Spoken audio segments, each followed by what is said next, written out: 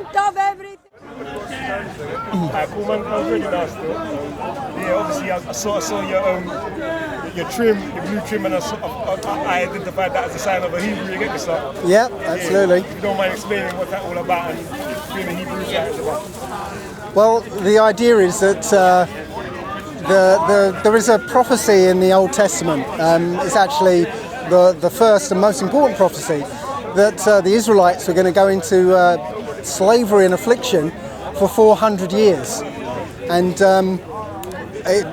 I think Deuteronomy 28, the latter half of Deuteronomy 28, basically explains exactly what that slavery and affliction is going to look like.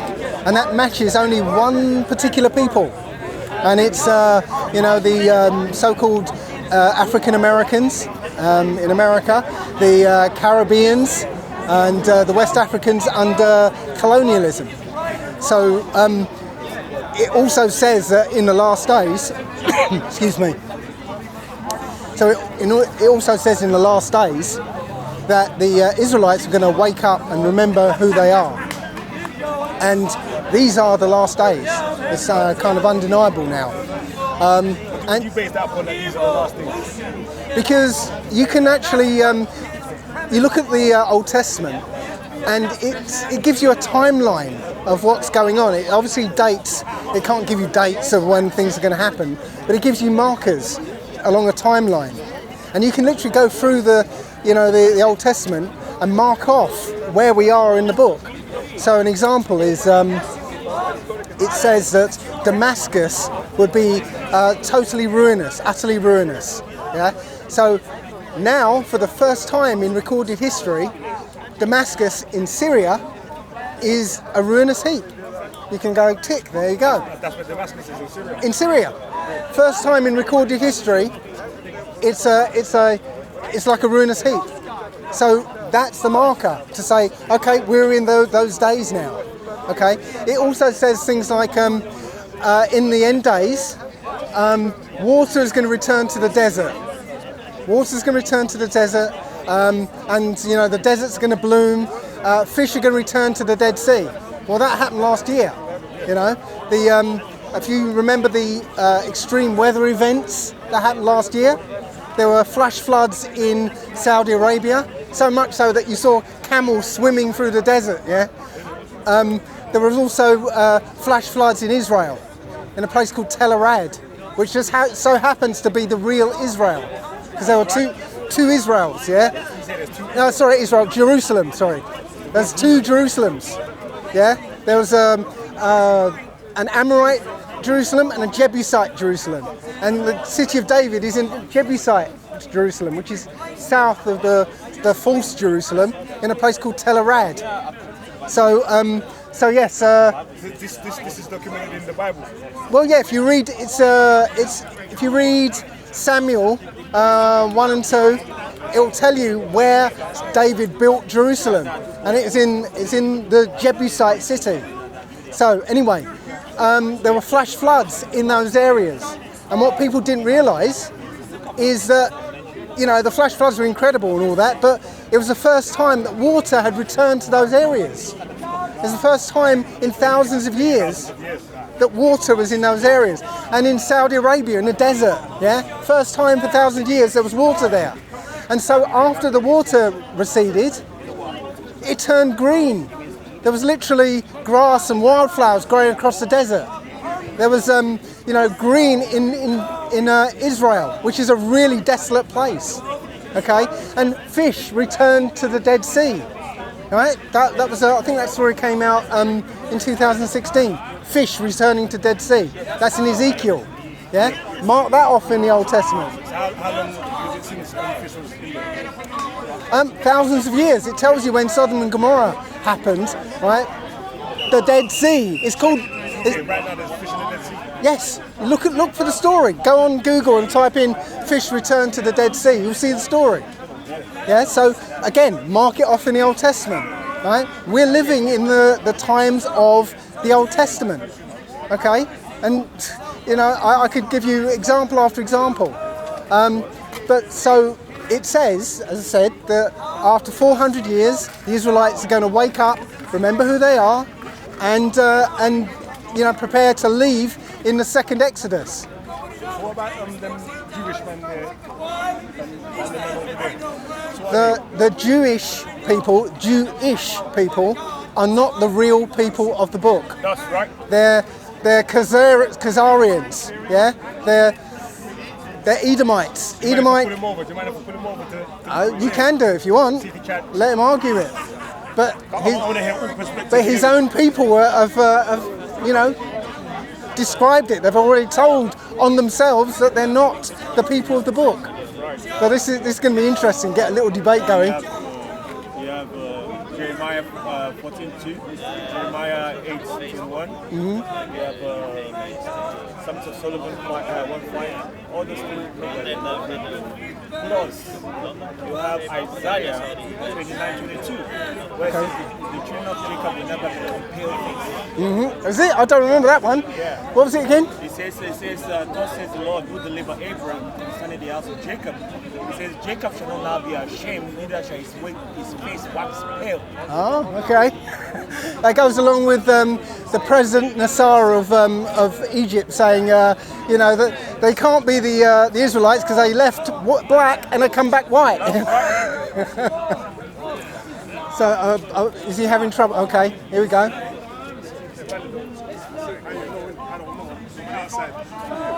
Hello there. How are you? All right. He's just going to listen into your claim story. Oh, you're not going to participate then? I don't know what you're saying. I Okay. didn't understand what you were saying. It was just asking. It was just going to say on camera. Do you want to talk about whether you guys are the real Israelites of the Bible? I wasn't happy. There's not much. I don't see much of a debate in it. Really? So I'll tell you why. Why's that? It's a quick point. That's why I can trace my heritage back to Abraham, okay. How? to my father and my mother from brothers. I don't know it by heart. I'm telling you now. Jacob. What? I can go to Abraham, so I can go to Jacob, because it goes through Jacob. Okay. I can trace. So- So I've met you. You a black Hebrew? Hebrew Israelite. Yes. I've met before. I don't think there's much of a debate. I hear your logic. I hear where you're coming from logic. I understand the logic. I'm David, by the way. I'm David too. Oh, awesome. I understand your logic. I understand the logic, the science, so to speak, that black people are more from the area, well, white, as myself, Caucasian, so to say, are from more European. And I hear the argument. I do. I totally understand the argument. And my simple answer to that is, I can trace my heritage. So That's all. where in your heritage were your people taken into slavery for 400 years? From the. At any time. Where in your history? Which 400 years? It says No, in the- any 400 years. When was Okay, your you're talking about in the people- Bible? No, in history. Where in your Where are you getting number 400 years from? in your heritage, any time Yeah. has your people been in slavery and affliction for 400 Where are you years? getting number 400 years from? That's what I'm No, asking. I'm asking you a question. Why 400? That's my question to you. Well, because It says that's in the Bible. Okay, that's what I'm trying to understand where you're coming from. So it says in the Bible, we believe that we were in slavery in Egypt for 400 years. No, that was 430 years. What? 430 years, and that wasn't for 400 years because Jacob, was it Jacob? Not Jacob. Joseph. Joseph was a dignitary, honoured guest, and all his people were honoured guests in Egypt. They lived in the best part of the land, yeah, until Joseph died and a new pharaoh came up, and then they got enslaved, and they were only enslaved for the life of Moses, yeah. So first of all, that's not even a. No, if you look, Moses was a baby when the affliction started. Moses No. was. Exodus 12:40, he explains the 430, but then if you go to Genesis 15:13, it explains the 400. Right, So but- two different slavery. But the point is, okay, it wasn't 400 years that they were in slavery for, right? Never mind. So the slavery happened after that. No. That's all. So when were you enslaved? Were people in slavery and affliction? So we count the slavery from when Jacob came down. So When Jacob. in your history was the Jewish people enslaved for 400 years? So I'm telling you, we count slavery from when Jacob came down to Egypt. That was while Joseph was alive. No, they lived in the best part of the land. Goshen was the best part of the land. They were dignitaries. They were honoured guests there. So- It was only I after the understand what you're next saying. I understand where you're going. I Pharaoh, understand. So- after Joseph died, right? A long time after Joseph died, because that Pharaoh had no idea who Joseph was. Yeah. I understand your point. I understand. So that was that I understand. after that. I understand your point. Now can I answer? It wasn't 400 years. So we count the 400 years, and then please let me finish there. I don't care what you count. It's what the book says. And I'm trying to explain that the 400 years starts. So your question is, so why does the 400 start when Joseph was alive? We still were dignitaries. That's I'm trying to answer. The point is that the reason is because we were in spiritual slavery from when Jacob got there. Spiritual slavery, because you know what? No, they were honoured guests. They were invited. Spiritual slavery. No spiritual, because you know what? When Jacob died, Yes. yeah, his people and Egyptians went to bury him. Okay, it was a huge event, and the Pharaoh said, yes, go, take all your family and wives and go, and there's not slavery. Yeah. Sorry, that doesn't count. When were your people ever in slavery? All right. So you wanna Give me an example, an actual answer. Don't fall back on that lie. No, I am, and I'll tell you why. Oh, for crying out loud! Well, that's what we count. You could say it doesn't count as slavery in your books, in which you're entitled to. Because that's the We 400 count, years. We count spiritual slavery as ends slavery. in the end times. Egypt wasn't the end times. It's the end times. The end times, because Hosea 3 and 4 and 5, yeah, says that for and I can't quote these things, but it says So you're in the same boat. for many years the Israelites will go without ephod and teraphim, which is the priestly garments Which is and everything. talking about now. Yes, and in the last days, right, that David will be risen up and they'll go back into the Which land. is talking about now in exile, which the Jewish people are. They're not in exile. Why are they Who's not? in exile? I am. Well, I'm sorry. There's all these Jewish people in Israel right now, occupying the land of Canaan right now. Okay. And Are they in exile? Who brought them into Canaan? have you ever been to Israel? Who brought them into Canaan? No, I've said so many times you've gone there. I'm going to divert for a second. I'm going to get back to your point. I'm going to divert for a second. I've said this in regarding the Israel-Palestinian conflict. I'm just bringing it in for a second. The people in Israel use Judaism as an excuse to claim the land. They represent nothing Jewish. They're not Orthodox Jews. They don't follow the book. They don't follow. And I'm going to give an example, which is not what I believe should be the law. For example, same-sex marriage is legal in Israel. Now, I'm not advocating for stoning of people if they're gay. I'm not God's policeman. God can do what he likes. But if you were claiming to follow God's laws and claim to be the Jewish land, you would stone gay people then. You would stone adulterers. Do they do that in Israel? No. Israel uses Judaism when it's convenient to claim the land as God has sent us. We are from an ancient people that sent in exile 2,000 years ago. God has sent us here to claim the land and everything else. I've been to Israel many times. Okay, Saudi Arabia has more to do with Judaism than follows more Jewish laws than Israel does. So it's not proof that we've taken the land. The people of the Jewish faith have taken the land, not Jewish people. Right, so what do you say about the claims of your own scholars who say that you guys aren't the people of Abraham, Isaac, I and don't know what Jacob? scholars you're talking about. If you show them to me. Shlomo Sands, the 13th Tribe by Arthur Koestler. Okay?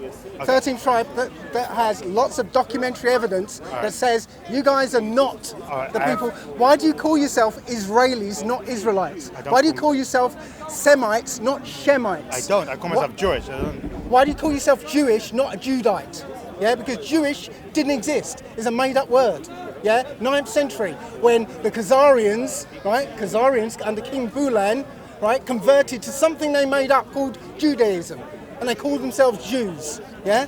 They're not the people of the book. I'm going to fall back to my first point. I trace my heritage. That's exactly. So, well, show me. How do you trace your heritage? How? Have you got a book that goes all the way back to Abraham? Oh, really? I don't walk around with a book. You don't understand that.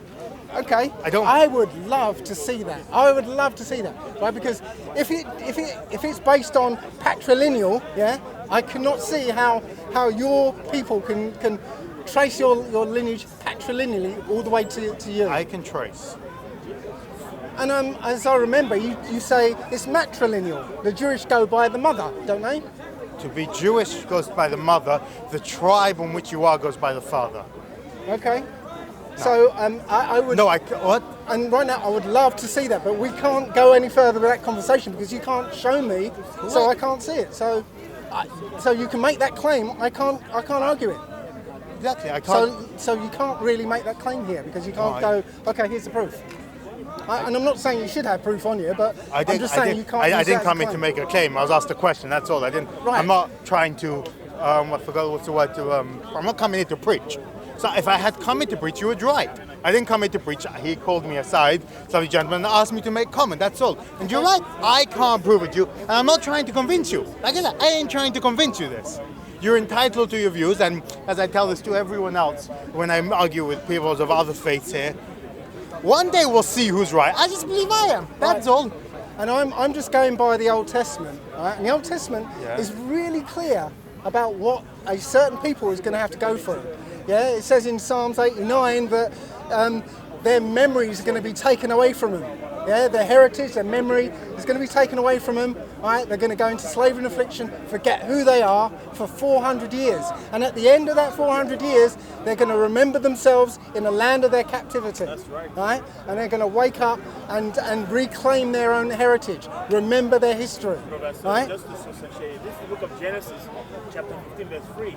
It says, and he said unto Abraham, know for surety that thy seed shall be a stranger in a land that is not theirs, and they shall serve them, and they shall afflict them for 400 years. So, like I said, that was from when Jacob went to Egypt. It wasn't his land.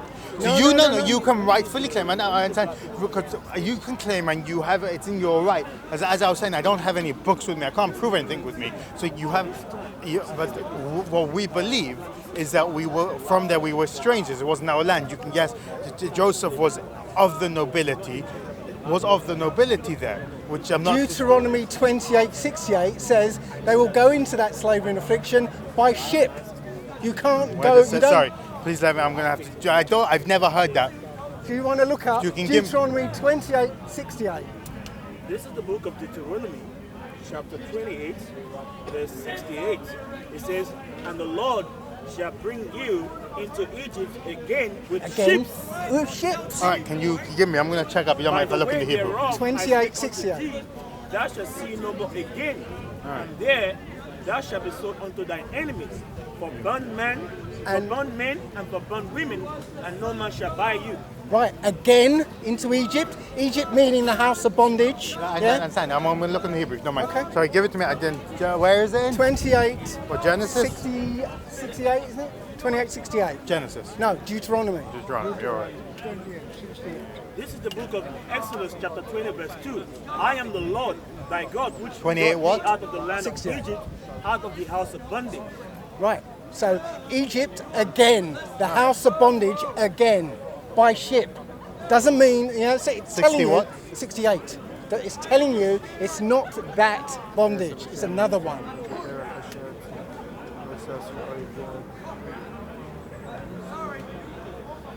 This is the book of Jeremiah. You want to read it out what you said? I'm looking. Give me a second.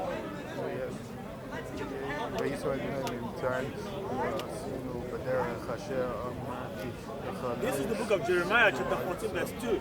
Judah mourned. Give me a second, bro. That's fine. Judah mourned, and the gate thereof languisheth. They are black unto the ground, and the cry of Jerusalem is gone up. Yeah. Black unto the ground. There's another one that says, "Are you like the Ethiopians, the children of the Ethiopians to me?" Isaiah 29, verse 22. Therefore, thus says the Lord, who redeemed Abraham concerning the house of Jacob.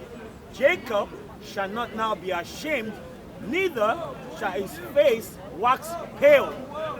All right, I show. Okay, you can read it out. What? I want to first go back a bit. No. I want to. 28:68.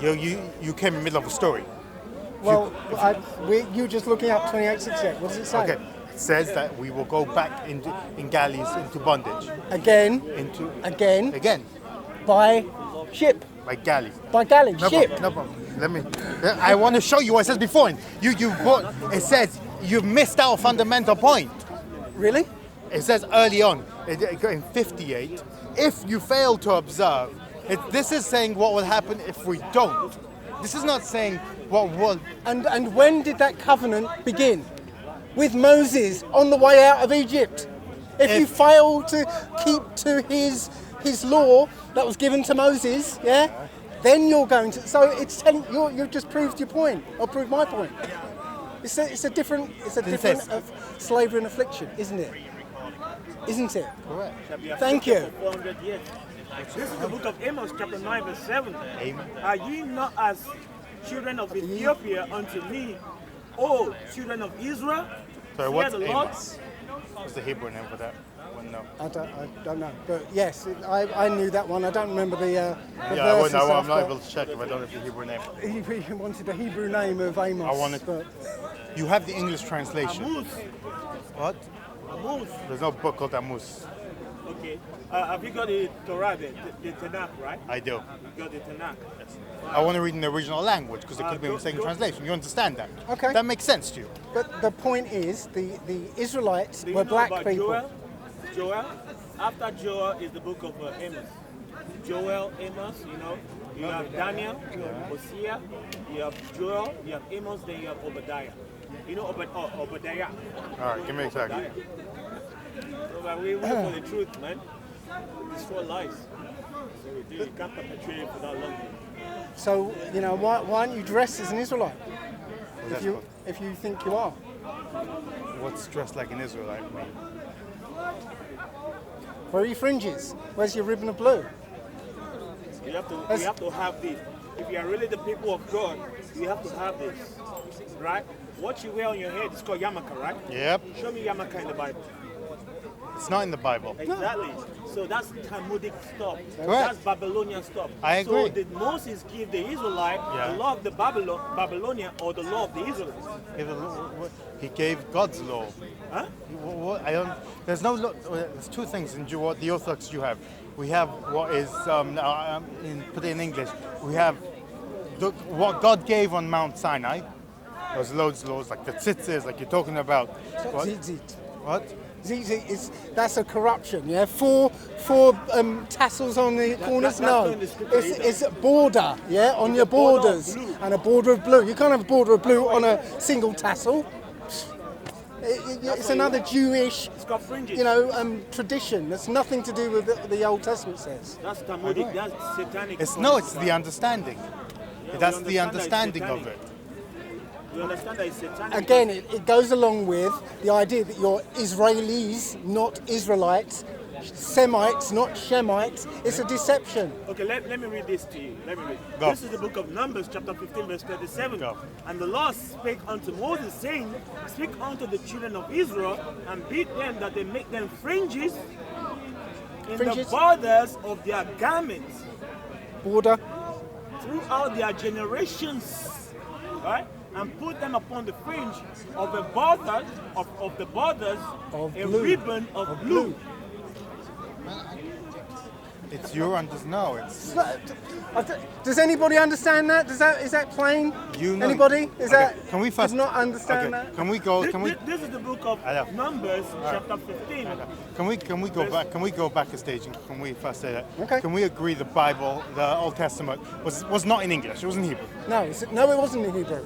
All right. Hebrew, modern Hebrew is Yiddish. Not modern Hebrew. Paleo Hebrew, which is nothing to do with this modern Yiddish. So again, it was in Hebrew. No, I'm talking about modern Paleo Hebrew. Hebrew. I don't know what you call it. I don't know what the English name is. My apologies. Could be Paleo. Paleo Hebrew, Proto-Cyanatic. I'm going to take your word for it. Okay. I think it's not relevant. It's what the name of the Hebrew is. It's actually very relevant, but carry on. Why is it relevant?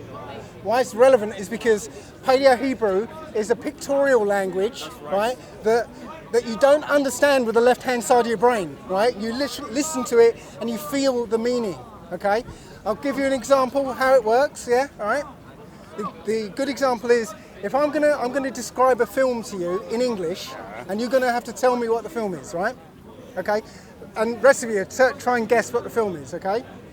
A man on the autistic spectrum recounts his life to strangers. What's the film? Rain Man. Anybody else? A man on the autistic spectrum recounts his life to strangers. What film is it? Come on in, guess. I go Rain Man.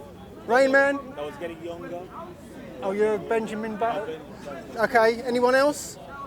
Okay. Right. We're gonna. So it's only Rain Man. Okay.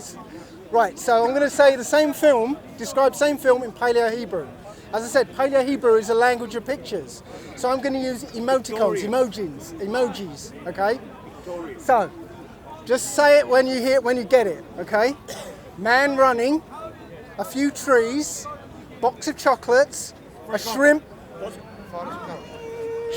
and a boat. Yeah. So what happened there? When I was describing it in English, okay, in the left-hand side of your brain, you were listening to the sounds I was making, right? You were finding the meanings of those words, and then literally matching them up to films. And most of you said Rain Man, okay? Now, when I started showing you the pictures, you didn't have to think about it. All of a sudden, you knew it. Yeah? It came from here, not here. I have a question. Okay? Paleo Hebrew is a language of pictures. Is this Paleo Hebrew? No, that is Yiddish, All right, right? no problem. Using All right. Aramaic characters. No problem. I think now I understand. Right now I understand you. Before I did not. I think this is a pointless conversation, and I'll tell you why. Right. Because there's fundamentals I thought we agreed on. If we don't agree on fundamentals, Okay. then it's a pointless conversation. So, do we agree that that is not the original language of? That is. So what? Sorry. So, vowels and vowel points are original. I have no idea what that means. Forgive me. No, actually, No. Can I really say something, right? The vowel point was actually introduced in the 708, in the 7th century, right? It was introduced, and it was introduced by those who we call the Masoretic Jews. The Masoretic Jews are the people who come with a Masoretic lexicon to invent vowels into the consonant of the Paleo Hebrew. So the Lashon Kodash, which is the Paleo Hebrew, has been existing even before Abraham was born. Yes. So I've just got to say, did you know when that modern Hebrew was created? I want to understand that. 1800s. It was created in the 1800s Give me a second. by Rabbi Yehuda or something. It's 770. Yeah, no, but the actual language using the block characters, Okay, I have a question for you, 1800s. David. What are you talking about? These or this? No, that, because that's Aleph, yeah? Aleph and You all agree those. the letters are the... No, Oh, the awesome. Aleph All right, no problem. I'm is trying to understand. Ba, ga, da, ra, pa, la, ja. Yes. I tell you why I think this is pointless. Okay, I hear. I tell you why I think that... There you go. I tell you why I think this is pointless. Because if It's there's... pointless because you can't accept that language is actually a mixture of High German, yeah, with Babylonian characters, invented in the 1800s. Yeah, look it up. It's not mine making this up. Look it up. I tell you why it's not true. It is true. Look it up. Go on bloody Wikipedia if you have The to. British Museum has a scroll they took from Yemen in the 1100s. With maybe Aramaic, yes. No, it looks like this, without the dot. Aramaic, It looks yes. like this. Aramaic. It's a scroll. Aramaic. I don't get what you're trying to say. Babylonian. Aramaic. You said it was Babylonian. made up in the 1800s. Yes, modern Hebrew, yeah, the Yiddish, the words, right, were made So up. how is it the scroll that the British Museum has corresponds with this made-up language from the 1800s? Aramaic. It's written in Aramaic, No, it's right? written in this Hebrew. It's written in Aramaic, right? Vowels were added, yes, because Hebrew does not have vowels. Yeah, there's only an R sound. Yeah, and everything else is made up of R sounds. We have fundamental differences. Right? Yes, we have. We have. So I think that You've got to look at your history. You've got to actually look at your history. I know my history. You don't, I do. apparently. You seem to think something of my history that's So not do you true. know about the 9th century, King Bulan? No, you don't. I've heard of it, but doesn't. How's That's that? your history. It's not, because once again I can trace my lineage and he's You're a irrelevant to it. Khazarian. You are not a Hebrew Israelite. A Khazarian. I trace my heritage. I can trace your heritage. Yeah, looking at history. Right, you're a mixture of Edomite and Hittite. Right, there were two branches. One became the Turkish, and one became the Khazarian. Like I said, we have fundamental differences, and I think it's very informative. Ashkenazis, same lineage, right, and a German. I think talking to you was very informative, without a doubt. I learned a lot about the Black Israelites I did not know. It's pointless as a philosophical, because we have differences that we'll never agree on. Indeed. But you know what? There's a book that's literally lays out a whole history of a people, right? And you guys are trying to claim that book. You can't. It's not real. Like right? I said, I It's can nothing to trace do with my you. lineage back. Well, you say that. Abraham. For both my parents. Yeah, I know. Abraham was alive, what, 6,000 years? Between 5,000 and 6,000 years? 4,000 years ago, roughly. 4 to 5,000 years ago, yeah. And So have you got the document on you? You've got a scroll. You've got, what, is it a scroll you've got, or is it a book? Or what is it? it's a book. A book. Who wrote that book? It was received generation from generation. So it's a 4,000-year-old book. No, the book itself isn't 4,000 years old. They don't have an original document. So hang on, okay, run me through this, yeah. So you've got a book, Okay, it's very which was published when? When was it made? It's not book published. I have from my father, that he has from his father, that he has from his father. So it's 4,000 years old, that book. No, the book is you're thinking as a physical object. No, the book. It's a mental object. So what's your migration? What is your family migration from England to here? Do you live in England? I do. So how? Glorious Tottenham. At the moment, I'd rather what is your migration? If you don't mind me asking, what do you mean? So how did you get to England? What way did you come from Israel? How did I come from Israel? My grandfather came from Hungary after the war. It goes back. Do I know it by heart? No, because it was never realistic to me. It's never been of interest to me. So Your migration was not of interest. But you've got this. You've got this document. History and is it's no interest. is a bunch of zeros. If you put something in front of it, you make it relevant. If you don't, it's nothing. Alright, that might sound good to you. But what I want to know is, you're standing here and saying that you have your lineage going back. Yeah? And when I say to you, where were these people living? What's the migration? You're like, I don't know. All right, and as I told him earlier on, I didn't come here to debate. He asked me, this lovely gentleman here asked me to make comment. But you know what? If I came here to proselytize, you're right, I'd have to come and prove it. But I didn't come to do that. I was asked to give my personal opinion, my humble opinion, which I came to do. If I had a document that said exactly where I come from, yeah, I'd know that shit by heart. I'd be like, yeah, my family went here. I'd know that. If you've got this, you say you've got this document, and you don't know it, you've never looked at it because you're not interested. No, okay. it does not interest me in migration. That makes sense to me. That was me being sarcastic. I know, I ain't that stupid. If you feel like we're a bit rough, you don't mean to be rough. I've been here before, it's fine, don't worry. It's just that the identical theft, the identity theft, and the war is very strong on us. Yeah? So, sometimes we can be a big thing about it. Go for it. Obviously, we don't want a problem that we're not trying to be. We're not trying to start an issue. I understand. You want to understand. I understand. Don't worry. You have to. It's fine. Yeah, I enjoy doing this. If I didn't, I won't come. It's just we're finding out our heritage, and I've literally been for the last 5 years researching intensively where we come from. I've even found that the original Irish, were black people, right? And the Scottish, they were black people. That's how they became. You've got these black people in the Caribbean with Irish names. I'm a Murphy. Yeah. I wondered where the hell I got the Murphy from. Seamus Murphy, at least. But the point is that those black people got to the Caribbean. They came with their original names, and you can find those names in Oliver Cromwell's, documentation of who the people he deported. Yeah, I've just been to the British Library to get a book called "Whence the Black Irish of Jamaica." It says it right in there that those black people in the Caribbean are Irish. These names were names that was given to us as no, because in Jamaica there are no such people who had landowners who would have been the slavers. They didn't have those names. Where did the Black Irish come from? When I say, where did they come from? So when it was in Ireland, Black Irish, research. Where did they come from originally? They literally came from Spain. right? They were called the Iberians, yeah? Because Spain used to be called the Iberian Peninsula, yeah? Dave, it's been very great. It's a Lovely. pleasure meeting you, right? Very informative. What's your name? David.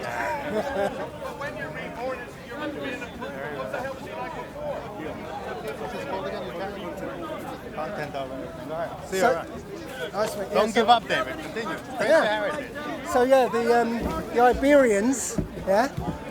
Oh gosh, oh, that's not broken. Yeah, the Iberians, okay. They left Spain, okay, and they became founded another land they called Hibernia, which is Ireland, yeah. So Hebrew, Iberia, that's just naming it after themselves, yeah. They were called the Iber. That's why it's called the Iberian Peninsula. And then they founded Hibernia, which is Ireland, yeah? And they were called the Iberish, which then got, derived down to Irish. So you've got obviously a lot of white people there today. Because Oliver Cromwell, when the white bloodline took over, yeah, first thing they did was attack Ireland and Scotland, right? And they killed as many black guys as they could, and then they transported the rest to the West Indies. Oliver Cromwell couldn't pay his soldiers, so what he did was he gave the soldiers land, and those soldiers raped the women that were left there, and so the lighter ones stayed, the darker ones got transported, until 300 years later you got all white people in Ireland. So you reckon it's happened over 300 years? Sorry? Over a period of 300 years? Well, you know what? In 1700s, there were still black people in nobility positions in Ireland. Where can I find that? There's a book called The Secret Services. I'll give you a card because it's on my website. It's The Secret Services of John Mackey. Yeah, and it literally is a spy who was. There's a card. There's a spy that. Oh, okay.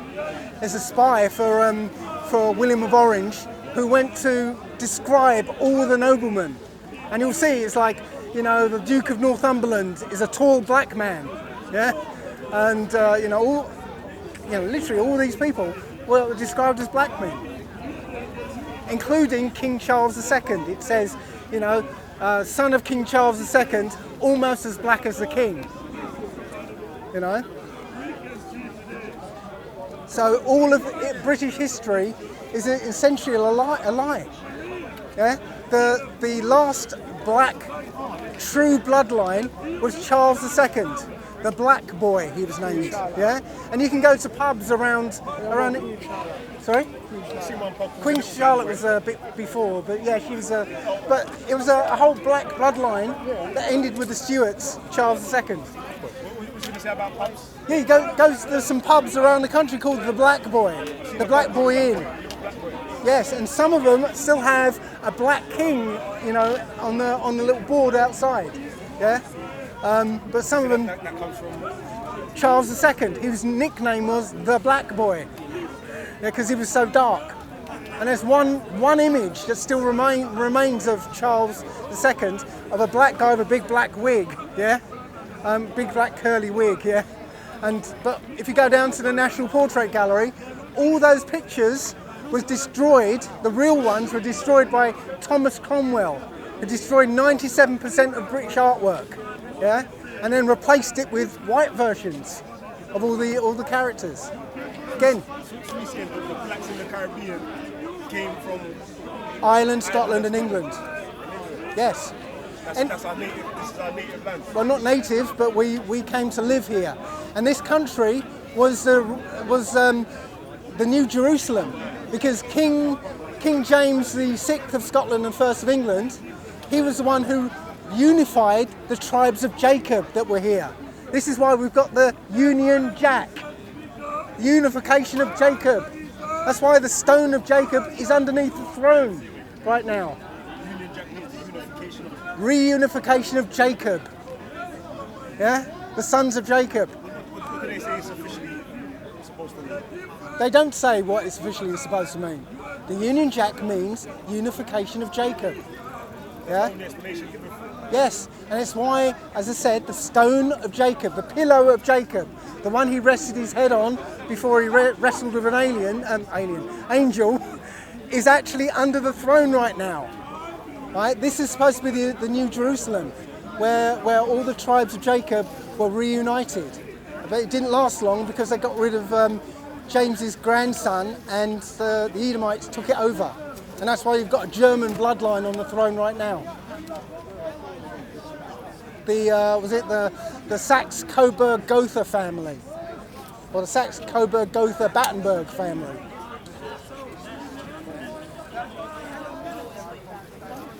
Yeah, it is mad. I've got a video called "Why Great Britain is No Longer Great or British." If you check that out, I mean, my channel is dmurphy25. Okay. What did you come Speakers Corner to do today? Actually, some of the guys have turned up, and we're talking about flat Earth. So how does the flat Earth thing tie into everything else that you've been saying today about? Well, can you find evidence of that in the Bible as well? Actually, yes. You know, the Bible's a flat Earth book. You know, it tells you that you know it's set on pillars. It can't move, so it's not spinning or you know, orbiting or rotating or whatever. It's fixed and motionless, and the sun and moon move around the earth. That's how Joshua made the sun and moon stand still. It didn't stop the earth from spinning because you know, it just literally stopped the sun and moon from moving. Yeah, so it's a flat earth book, and it ties in because as soon as I started researching the flat earth, I started finding that you know, the Bible was relevant. There's something in that because I've been an atheist all my life. Okay, so the flat earth thing that you lectured upon first before the Hebrew thing. Yeah. Okay. It was because I'd been shown the stuff in the Bible 3 times. I'd never even looked at the Bible until I started seeing these things. And when the flat earth came, that was the last straw. I thought, you know, I'm going to have to actually read this thing and see what's in it. So I read it from cover to cover about 3 or 4 times, and then started to see that the Old Testament, take it easy, the Old Testament was absolutely relevant. The New Testament, there's something wrong with it. So yeah, a lot of research later. I describe it like, if you ever see a TV series like Lost, that's gone on for like 7 seasons, yeah? And you're watching it for 6 seasons, and you understand how it's going, you understand the story, you've got your own theories about it, and then the 7th series comes along, and it's written by a different writer, different director who doesn't understand, and they try to introduce a new character and try to kind of twist everything so you get the idea that the character was there in the beginning, but he wasn't. You know, that's exactly what reading Old Testament and then going to the New Testament is like. Yeah, different story, different everything. And they're trying desperately to say, no, it's all links back to this, when it just obviously doesn't. What would you base the credibility of the Old Testament on? On the fact that you can go to and see things today that validate the events that happened in the Old Testament. Like you can go and see the Red Sea crossing. They found it in 1980. Yeah, they found it in 1980, I think 4 or something. Yeah. They took a mini sub down to a place called the Waters of Moses Opening. I can't remember the Arabic name, but that's what it means in Arabic. The Waters of Moses Opening. Where can we see this? Find a documentary about a guy called Ron Wyatt. He's the guy who found the Red Sea crossing, took a mini sub down there, saw chariot wheels and human and horse skeletons. Yeah, on this place in the Red Sea, which is normally a mile deep. In this one place, there's a land bridge, a couple of 100 feet below the surface, and it literally slopes down and slopes back up again, and that's where they crossed. And when they went across that crossing, you go the other side, you find all the landmarks that were in Exodus. Yeah, you can see the outline of where the tabernacle was and things like that. It's really amazing. They also found. Sorry, I haven't. I'm dying to go there though. They also found the Noah's Ark, Ron Wyatt found Noah's Ark. Yeah, it's exactly where the Bible says it would be. 70 miles to the nearest body of water. There's a huge boat, petrified wood. Sorry. Genesis chapter 8. Yep. The ark has the Right, and it's in a place called the Valley of the Eight. That's what it's actually called, the Valley of the Eight. The 8 people who survived on the ark. They found the big weight stones, the stones that keep the ark in balance. Yeah, they found them strewn along the place, where the ark is. Yeah, and you can literally see the shape of the boat. Yeah, in landscape. And Ron Wyatt took like metal detecting equipment and found all the ribs of the boat. It's literally there. Even in the rest of the chariots, Pharaoh, the 4-spoke chariot wheels and everything, still on the hubs and everything. talk about all of this stuff on your channel as well. Yes, there's a couple of videos called Human History in the Bible, Black Man, Do You Know Who You Are, and Why Great Britain Isn't Great or British. You never debate people on these topics? I'd love to. I haven't yet. I haven't found anybody who wants to debate me on it. I wanted to debate a guy called Rob Skiba, but he doesn't want to debate me.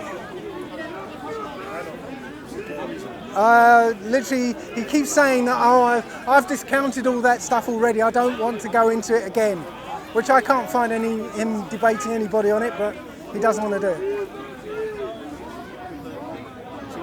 You say the flat Earth thing is like, what do you prioritize in terms of getting information out of everything that you know? What do you mean in terms of importance? I think the flat Earth is very important because if you get the lie of the flat Earth, you start to realise that they can lie about anything, and they do lie about anything and everything. Yeah, if they're telling you that the lie about where you live, right, you can't believe anything they tell you. Okay, so it's important in that respect because it destroys everything else. Okay, but again, for me, it led me into realising who everybody is, who I am actually, who you are, yeah, and getting the story behind that, and that led into realising the deeper meaning of everything that's going on in this world today. So the Hebrew thing, to me, is of the highest importance. Every time he says it. Okay. You might find someone to come debate on the flat Earth thing still. Please do. I don't know, but yeah, for a couple of hours. But here's a card. Drop me a line. Let me know when, if this comes out or whatever. It's live streaming now. Sorry? It's live streaming now. Oh, hi. 108 people watching still. Yeah, I didn't even really get into the meat of it, but Content over everything from your belly. Man, say it straight. Man, don't listen to BBC. Man, don't listen to ITV. He doesn't like to eat Listen. potatoes and this and that in winter. He wants his kiwis, his fruits and mangoes. What gives you to deserve to eat those fruits in the winter when those fruits come from those countries which the people of those countries can't even eat it because you got the money and the power? And plus, how dare Russia, China is burning such? If you would have come 100 years ago in this country, there is smoke in London. So now you got, okay, yes.